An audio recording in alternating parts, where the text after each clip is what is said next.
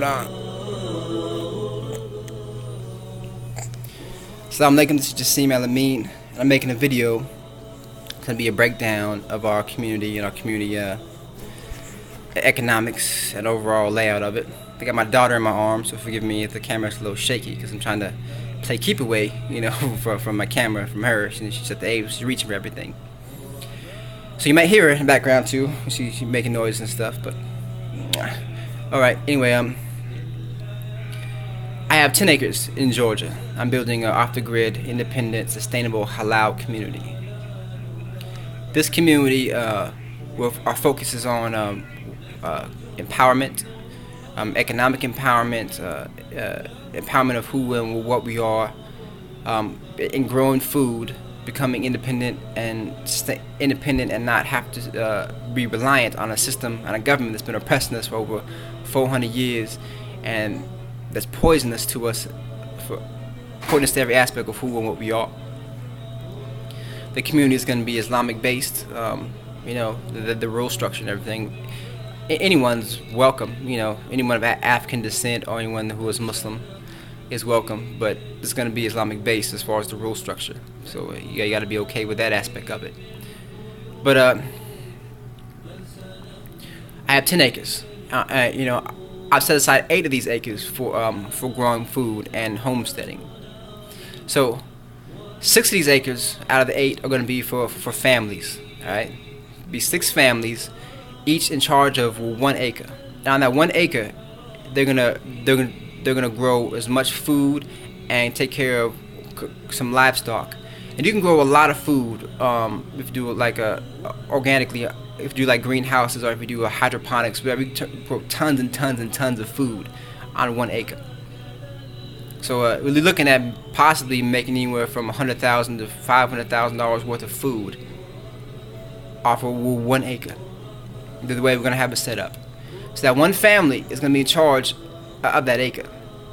So people coming to this land think that it's gonna be like a free ride. No, you may not have to pay anything, monetarily, but you're gonna have to work to maintain your acre and the food that's gonna be grown on it and the livestock that's gonna be on it.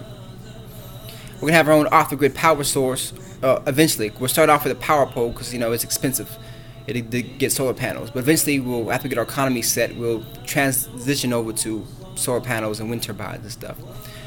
We'll have our own off-the-grid water source, an off-the-grid fresh, clean well. We'll filter the water. We'll have the water pumping into the house and stuff, so we have running water, all kinds of all the good stuff, right? As far as I'm concerned. So back to these acres, though. So each family will keep 30% of what they grow on the land. So 30% is still a lot. It's still a lot more than what one family can eat.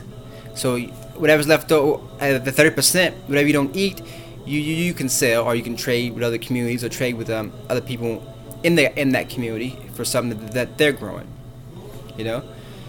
And the 70% of what you grow is going to our community government. The community government will consist of one person from each family being on the board. And we'll make decisions together. We'll decide stuff together. And the funds will go into the community fund pool. So that's 70% of stuff that's grown on each acre. So that's 6 acres with 70% of stuff that's going to be grown from each of those acres are going to be going to the community government. And there we will sell. This is where our economic engine is going to kick in. Because there's a huge organic food market that we can sell online. I know I got a couple of African stores already lined up out here in Ohio. I got a couple in Atlanta that really want to buy our goods. We just have to grow it. We have to get there. Because right now we're not there yet. So, we got to hurry up and get there so we don't waste these opportunities to sell to our own. It's African halal stores, Muslim stores that sell halal foods. And once we get growing and get this food ready, we can approach other halal markets, other African stores, other organic stores that are either black or Muslim owned, and sell them our halal food, 100% halal food, grown by us, made by us, and they don't have any of the chemicals and hormones and GMOs they put in today's food that you find in grocery stores. And we will sell to them. We'll sell online. We have a market, that will sell, and we'll sell to other communities. So I'm not the only one building the communities. There's other communities out there that are building these halal communities and black communities and off-the-grid communities. and we can sell and trade with them, as well. So we can make tons of money from selling our organically grown food, and with that money, that will go into the community government pool again, and that money will go towards building up anything else we need for the community, like by getting community vehicles for transport our goods. So so that's gonna be community trucks. So that's gonna be so we're gonna need someone to drive or transport the stuff. So that's our own transport business. We're gonna need people. I'm also gonna be collaborating with a couple other communities that are one that a brother is doing in particular. He's processing he's growing hemp on his project. I think it's the Ledge project he's doing. He's growing hemp on his stuff, and we're gonna have a hemp processing center on ours. So so we can help with processing hemp, and we also benefit from that. From that benefit from that monetarily, and they can benefit from that as well.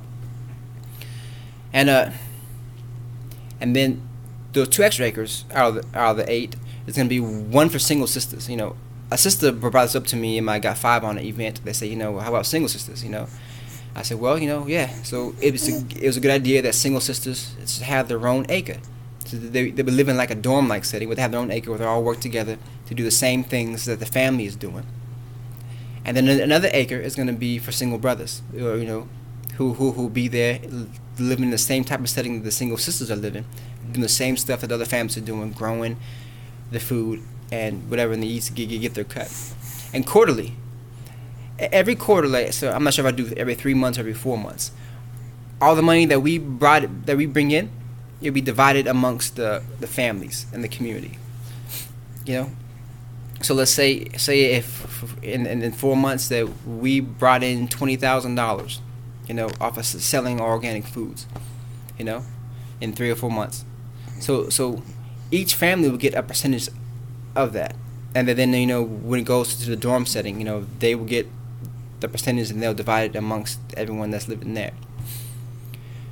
So that means, there's there's gonna be 8 acres set aside for that. So let's say if each of those acres get 10%, that's 80% of the funds that we've already made from selling that 20,000 worth of goods goes to them, and they divide it. So each person, each of those families on the acres get 10%, and the ones in the dorm setting, they get 10%, and they divide 10% amongst them in the dorm setting. Within the male and within the female, in the female settings, and then the male setting. And then the last 20% will go towards the community government, which would be in the community government's bank. So that will go to funding other stuff needed for the community. Like purchasing solar panels, or making repairs, or other stuff like that. And or building the hemp processing plant, or buying more livestock, or buying farm equipment, stuff like that, because we're gonna need a steady source of income, and this will be it. This way, everybody eats, everybody makes money. We build wealth together as a community, as a people, as a ummah. We build halal money together, and eventually that money will make our own currency. Because we don't want to be on their system at all. We'll make our own currency, so they don't benefit from us at all. Our own currency backed by gold, so we have to buy gold, or we have to buy something to back our currency with. Or we can back our currency by the food that we grow. Because food is always going to be a valuable commodity. People are always going to want food, because we need to eat. Our survival is dependent on it. And organic foods are kicking in. People want organic foods, and that's what we're going to give them. So we can back our currency based off of the food that we grow.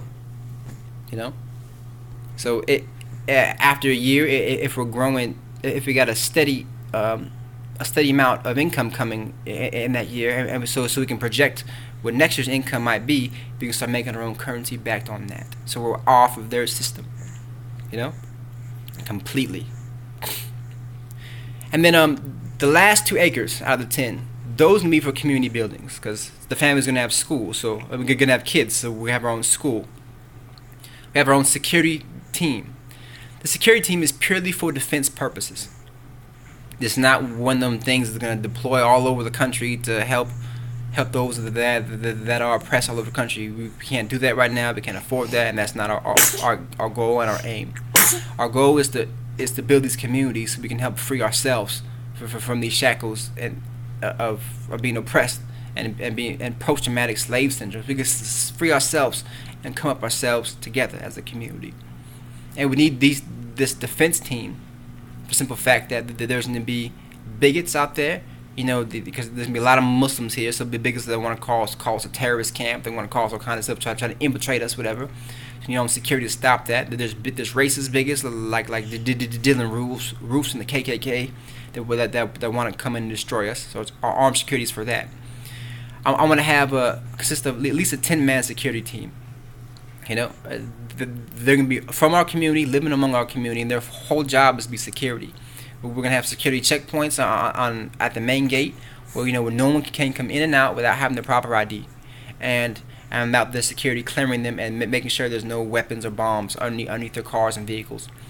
We're going to have security towers, one tower on each of the four corners of the property, so that and one person an armed security guard will man that tower to watch over us.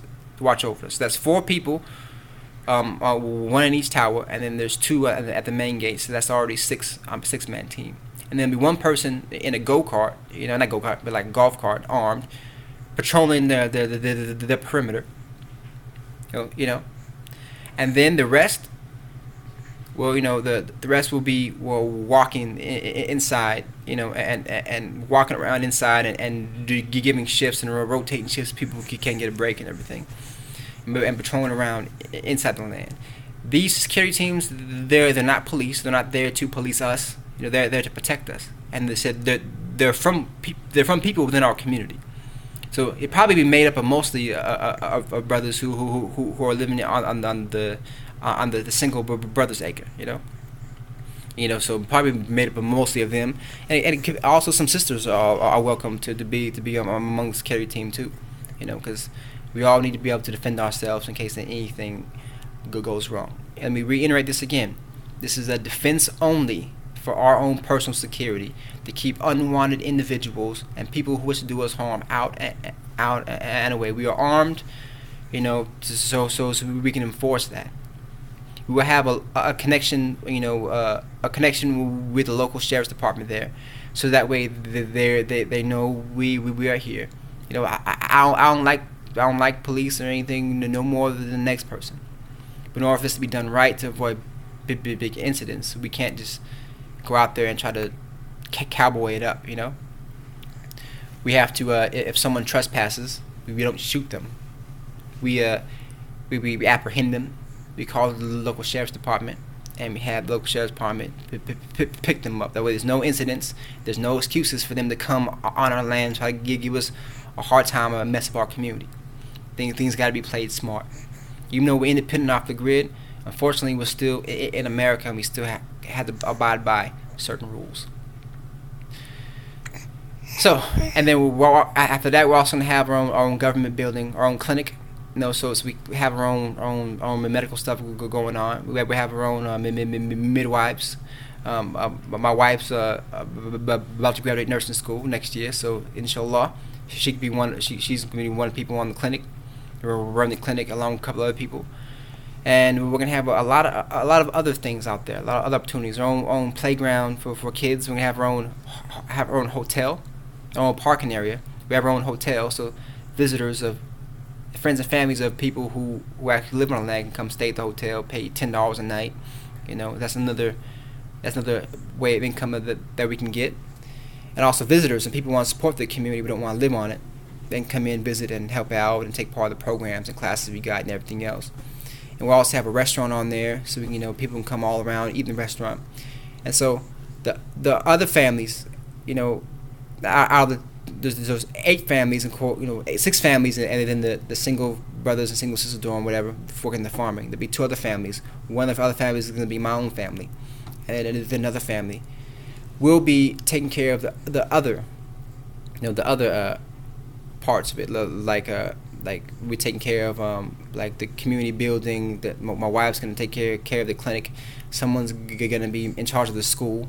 The school is gonna be a online based education system with a teacher assistant there to help, and with teacher or someone being a teacher's aide helping the kids through that. And it's gonna be an African and Islamic centered education. It's gonna be all online based. I already have the programs, and I just need to get the computers together and everything. Once we get that far, and in the restaurant, all it's gonna be manned by the two other families that are gonna be up there. So and if any of the other families in other communities, if they want to come, in other parts of the land want to come and help out with that, then they're more than welcome to.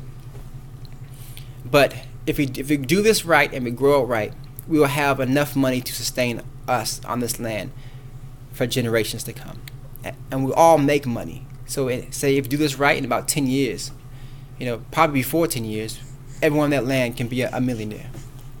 We all can be a millionaire, because we'll all be eating right, we'll all be doing things together right, and we all be having a share of what we build. And we'll probably, then the first year we're probably not gonna make nothing, because the first year is all of us. It's gonna be hard for us. It's all of us building. It's all of us establishing and growing and waiting for the first harvest to come in. We probably won't see any real profit until the second or third year. Probably to the third year, because the second year is us establishing our trade routes. Once we got the first harvest and establishing our trade routes and getting stuff sold, and getting the hang of that. In the third year, we already gotten the hang of growing the foods and our livestock and harvesting it and selling it out. And that's when most likely our profits gonna start really kicking in. And if we'll probably be making anywhere from, I said, $100,000 to $500,000 from growing, probably more, growing from the food that we sell a year. And if you divide that up, among the community, each of them getting to 20%. Each of them getting 10%. So that's what, if you do 500,000, that's $50,000 a year. That's a lot of money. So we can do this, and we can build wealth together, and we can be successful and independent together. We just gotta work together, come together, and get this stuff built. Now, if you believe in my dream, well, there's more to my dream than that too, because after we get established, we can start influencing the local government. We can start we can go into the local city. Close city to us is Sandersville and Bartow. Sandersville is predominantly black. We can go there, and we can help the locals out. We can feed the poor there. We can do whatever we can to let them know that we are on their side. That we're not against them. We're not some radicals there to cause trouble. No, that we are on their side. And once they realize we're on their side and they support us, we can get them to vote along with us. We can vote one of our own from our own community to be the sheriff in Sandersville. So one of our own who believes in our own ideals, believes in what we stand for, in black and Muslim independence, and black and Muslim separating from this vile system, and separating and stopping police brutality and all this stuff. One of our own as a sheriff that head the police department there. One of our own as the mayor there. One of our own as a treasurer there. One of our own as the head of the education board there. So eventually, one of our own, someone who believes from among our community, will be in every aspect of government in that city. And once we get that city, we'll branch out to another city, to eventually we got all of Georgia, and eventually we got a huge amount, a big enough voting block that these politicians, these senators from all over will come to us and say, what can we do to get your vote?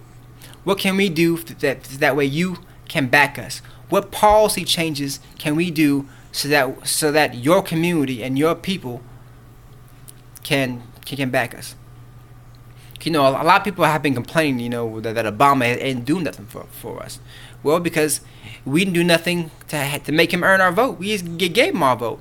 Obama talked more about his Hispanic needs and Latino needs than he did African American needs. Why? Because Latinos made him didn't give their vote to him freely.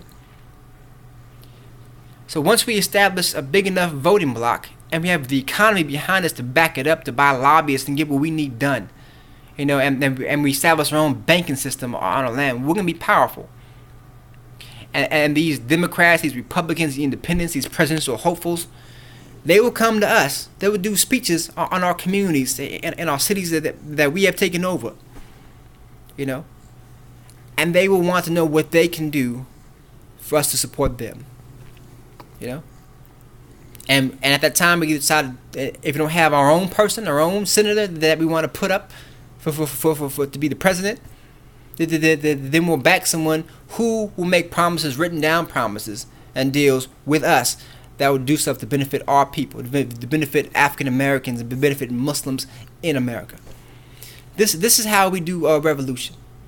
We don't do it by taking up arms and fighting and shooting and playing their game, because that's what they want us to do. We're gonna play that, feed into that violent game that they want. We play a different game. We play a game of chess with them. They have the Jews, the natives, everyone else has their own lobbyists there. They make them earn their vote. They make policy changes by playing their politics game. That's what we gotta do as well. But it starts with us first building the foundation and building our own economy and building our own communities so we can have that power. This is my goal and this is my dream.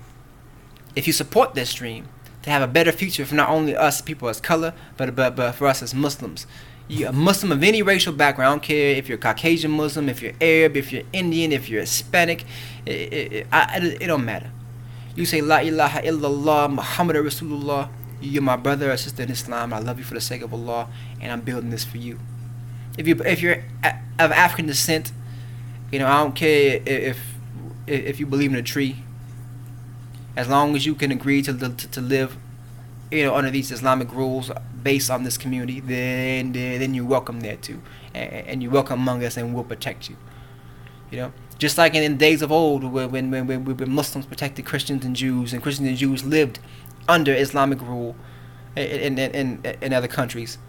They preferred to live under Islamic rule because we protected them. We allowed them to pray the way they pray. We allowed them to build whatever. All they had to do was abide by the rules and everything else. And this pretty much be the same way. It doesn't matter if you're not Muslim, as long as you're respectful and abide by the rules, you'll be treated no different than anyone else. This land is for us as a people, as an ummah, to come together and build for a better future, so we can actually have some power in America, have some power out here, and do what we have to do to succeed and stop this brutal oppression of our people. If you believe in my dream and you want to help me in my dream, donate $5. I need 1,000 people to donate $5 by November 20th. That's 13 days. If I can get that, we'll have a big building event in December. So that's pretty much $5,000. I've raised $200 already, so I really only need $4,800. But it's easier for me to say just 1,000 people donate $5. So whatever. So we can have a big building event in December, so we can clear out an acre of land. We get the power pole land, we get the water well finished, and then start building on the first acre of land for the first family to come in there by the middle of next year. This is my goal. Help me achieve this goal. Help me, help you, help our ummah. My name is Jassim Al-Amin. Thank you for watching this. Put your $5 on it. $5 is not going to hurt nobody.